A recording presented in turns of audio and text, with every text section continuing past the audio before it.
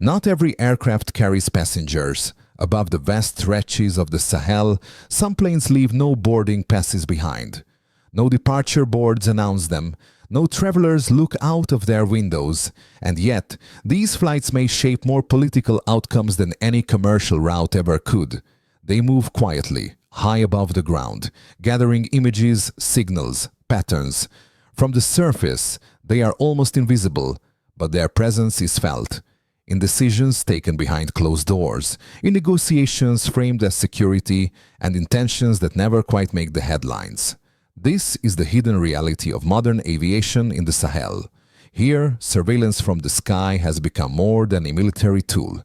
It has become diplomacy without speeches, influence without embassies, power exercise without crossing a single border on land. For some, these aircraft represent protection, a shield against armed groups and instability. For others, they symbolize something far more unsettling, being watched without consent, governed by decisions made elsewhere. Because when observation comes from above, it raises a question that no radar can answer. Who is being protected? And who is being overridden?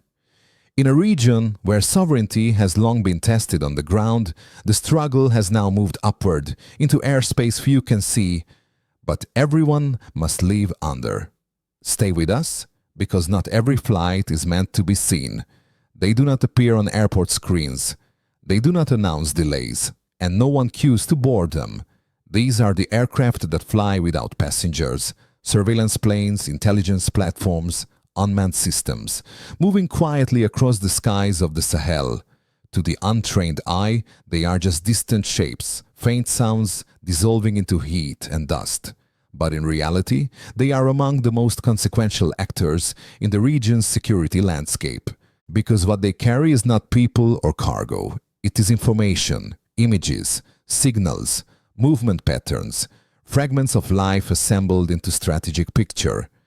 In reconstructed accounts described by analysts, these aircraft operate at high altitude, beyond the reach of casual observation. They are designed to see without being seen, to remain present without being acknowledged. And for years, that invisibility was precisely the point. The Sahel, stretching across vast and porous terrain, has long challenged conventional security. Borders cut through deserts and scrubland with little physical enforcement. Armed groups move quickly, blending into civilian spaces. On the ground, control is difficult. From above, it appears simpler. This is why surveillance aviation became so central. From aircraft equipped for intelligence, surveillance and reconnaissance, often referred to as ISR, to unmanned platforms capable of remaining airborne for extended periods, the logic was compelling. Watch continuously, track movement, anticipate threats before they materialize. For military planners, it was efficiency. For governments under pressure, it was reassurance. And for a time, the system functioned quietly, but silence does not mean consent. As these flights multiplied, so did their influence. Information gathered from above began shaping operations below. Where patrols were sent, which routes were avoided, which areas were labeled high risk. Decisions that once relied on local knowledge increasingly leaned on data delivered from the sky. This shift was subtle but profound, because information confers authority. When one actor controls the lens, they influence the narrative. What is seen, what is prioritized, what is ignored. Surveillance aircraft, by their very nature, do not merely observe reality, they filter it, and that filtering began to matter politically. According to accounts from the region, governments welcomed these capabilities when threats felt overwhelming. But over time, questions emerged. Who owned the data? Who decided how it was used? And crucially, who gave permission for the watching to continue? These were not technical questions, they were questions of agency.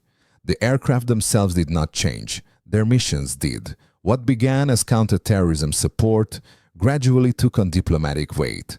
The presence of a surveillance plane overhead came to signal partnership or dependence, assurance or intrusion, and unlike troops on the ground, aircraft leave no footprints. Their influence is harder to contest. Easier to deny, this ambiguity proved dangerous. In the Sahel, where histories of external intervention run deep, the idea of being monitored without visibility stirred unease. Even when intentions were framed as protective, perception mattered. Being watched from above can feel less like assistance and more like oversight, not guidance, not solidarity, supervision. For ordinary people, the experience was intangible yet persistent. Villages where drones were rumored to pass overhead. Roads where movement felt observed. A growing sense that decisions were being informed elsewhere by eyes that never met the people below. There were no announcements, no consultations, only presence. Governments found themselves navigating a narrow path. Reject surveillance and risk losing critical security support. Accept it unconditionally and risk appearing to surrender control. Neither option was sustainable. This is where the conversation shifted. Surveillance aviation could no longer be treated as a purely military asset. It had become a political signal. Allowing flights was interpreted as alignment, restricting them as defiance.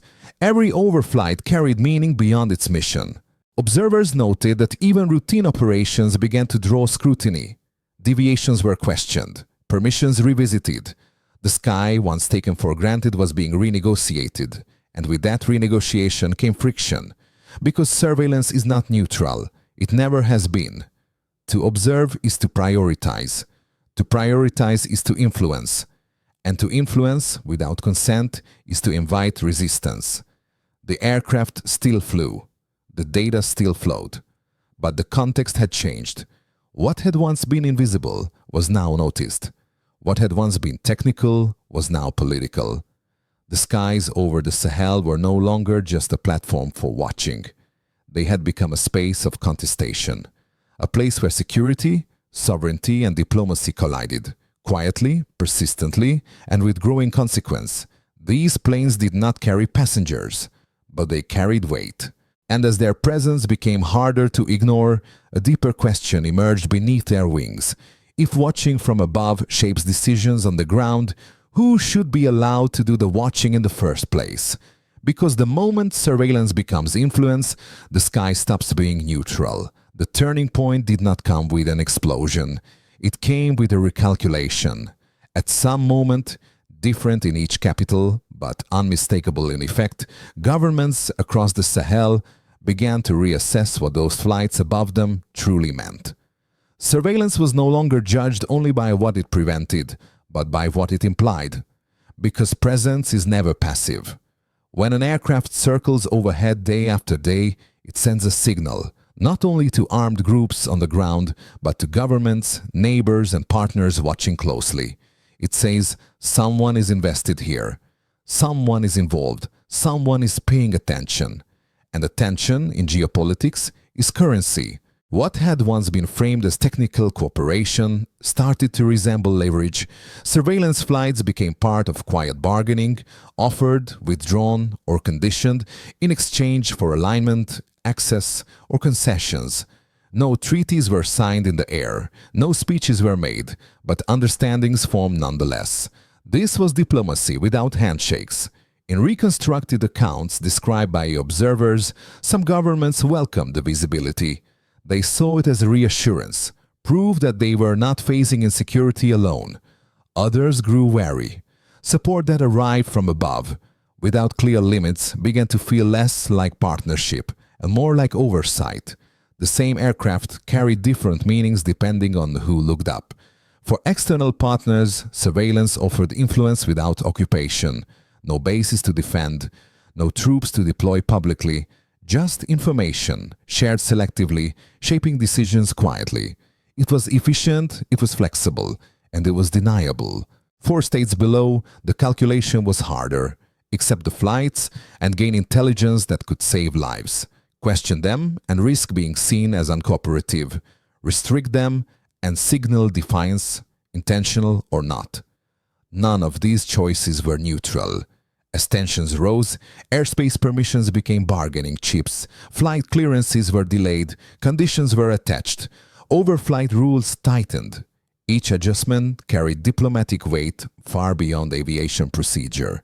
What once passed unnoticed now triggered conversations at the highest levels, because the sky had become a negotiating table.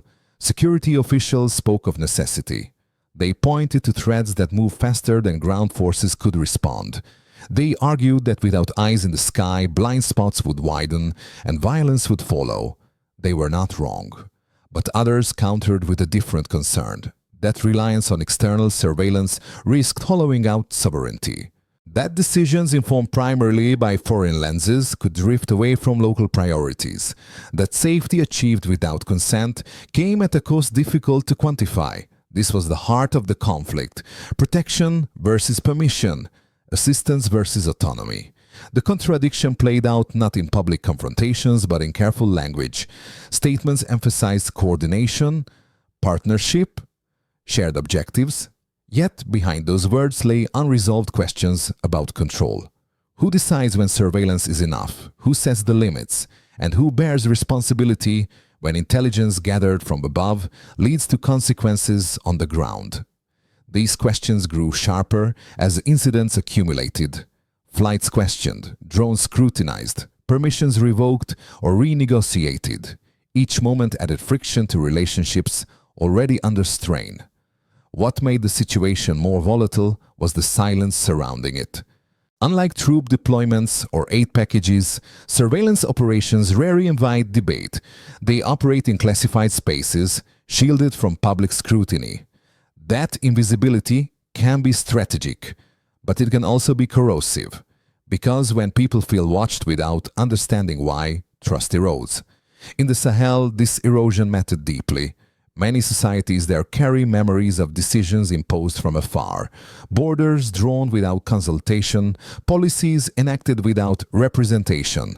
Surveillance from the sky risked echoing those patterns. Even when intentions differed, the aircraft themselves became symbols, not of flight, but of imbalance. This symbolism did not go unnoticed internationally.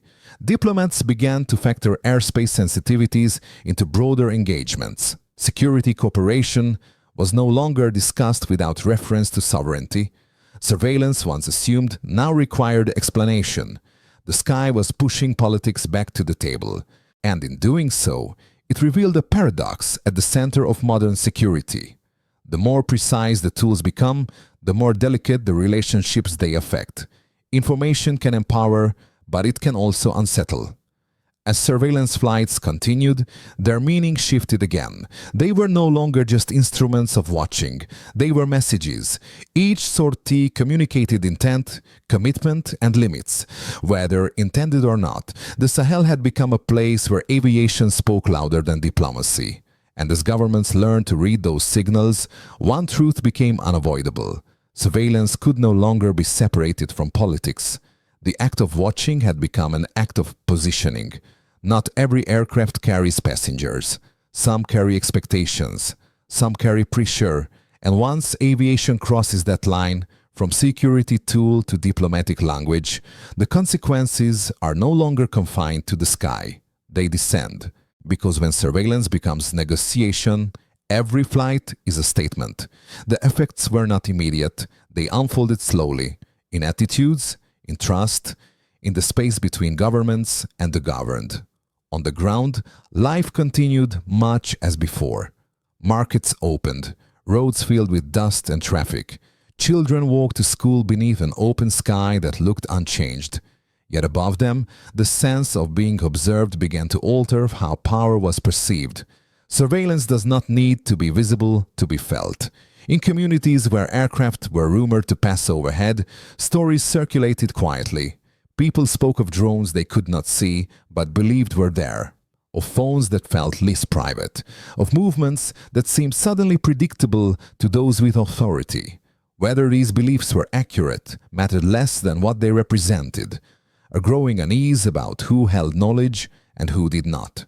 For civilians, the question was simple but unsettling. If information about our lives is being gathered, who controls it, and to what end? This unease fed into broader political tension. Governments, already balancing security threats and economic pressure, found themselves navigating a new layer of accountability.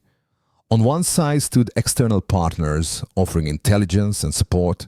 On the other stood citizens wary of decisions shaped by unseen inputs. The gap between those two worlds widened. Officials defended cooperation as necessary. They pointed to attacks prevented, movements disrupted, violence reduced. They argued that in a region facing persistent insecurity, refusing surveillance would be irresponsible. Their reasoning was logical, but logic does not erase perception. To many citizens, especially in areas long marginalized, surveillance felt like another form of distance. Decisions being informed far away by people who never set foot on the ground they were analyzing. The idea that safety could be engineered remotely clashed with lived experience. Security without presence felt abstract. Protection without participation felt imposed. This dynamic strained the social contract. Trust, once eroded, is difficult to rebuild. And in the Sahel, where trust between state and society has often been fragile, the added layer of aerial observation complicated matters further. Rumors filled the gaps left by silence. Suspicion grew where transparency was absent. Even when surveillance led to tangible security gains, credit was unclear. Was stability the result of local effort or external eyes? Did success belong to national institutions or to partners flying overhead? Ambiguity weakened legitimacy. Regionally, the effects rippled outward. Neighboring states began to view one another through a more cautious lens. If one government allowed extensive surveillance, what did that mean for shared borders? Could intelligence gathered in one airspace influence actions in another? Questions multiplied. Assurances did not always keep pace. Diplomatic relationships grew more brittle. Incidents that might once have been resolved quietly now carried heavier implications. A questioned overflight, a delayed clearance, a public statement framed more firmly than expected. Each moment chipped away at confidence. The social cost extended beyond politics. Civil aviation routes were affected. Aid operations faced new scrutiny. Journalists and humanitarian workers found movement subject to greater suspicion. The lines between security, governance, and daily life blurred. What had begun as a tool to protect began reshaping how societies functioned. Across Africa, these patterns echoed familiar histories. Technologies introduced in the name of order, but perceived as instruments of control. Systems designed to stabilize, yet experienced as distancing. The sky, once irrelevant to most people's lives, became a symbol of who was included in decision-making and who was not. This symbolism mattered deeply, because when people feel excluded from choices that affect their safety, frustration builds. Not always loudly, often quietly, in disengagement, in cynicism, in the slow withdrawal of trust. None of this meant surveillance was rejected outright. Many recognized its value. Many understood the threats their countries faced. But understanding is not the same as acceptance. Acceptance requires consent, and consent requires dialogue, something surveillance, by its nature, struggles to provide. The most profound consequence, then, was not tactical or technological. It was relational. Surveillance altered how authority was experienced. It changed the texture of governance, making power feel more distant, more abstract, more vertical. From above, decisions looked efficient. From below, they felt opaque. As governments grappled with these tensions, a realization began to take hold. Security achieved at the expense of trust is unstable, and surveillance that ignores perception risks undermining the very order it seeks to protect.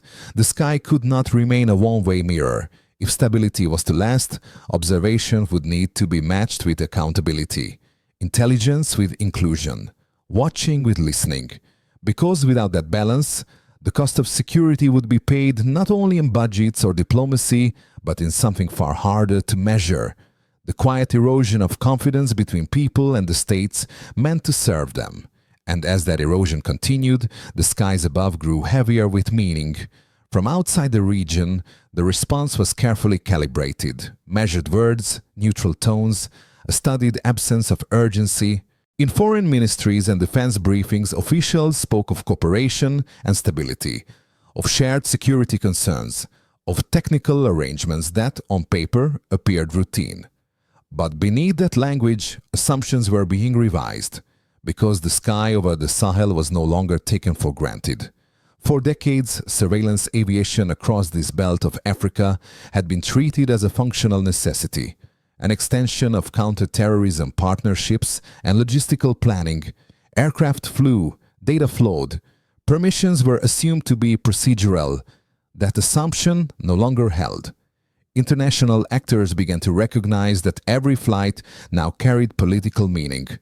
An overflight was not just access, it was a statement. A continuation signaled alignment. A restriction suggested distance. Silence itself became interpretable.